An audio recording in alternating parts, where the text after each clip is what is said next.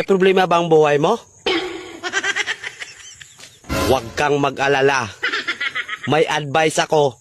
Pakinggan mo. No. Alam nyo, ganyan talaga ang buhay. Parang life. Basta yung importante ay mahalaga. At kung saan ka masaya, dun ka happy. Basta wag kang maniwala sa swerte. Kasi malas yun. Minsan ay sometimes. Kaya matuto tayong tumanggap ng acceptance.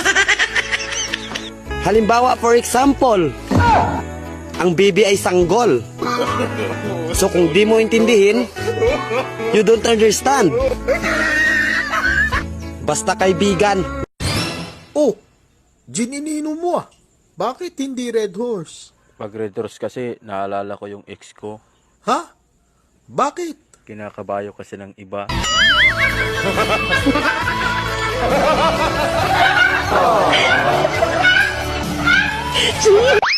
Hindi na uso ngayon yung para kanino ka bumabangon.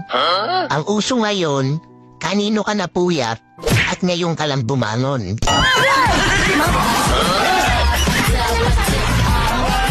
Chicken banana, chicken banana, chicken banana, banana, banana, chicken banana.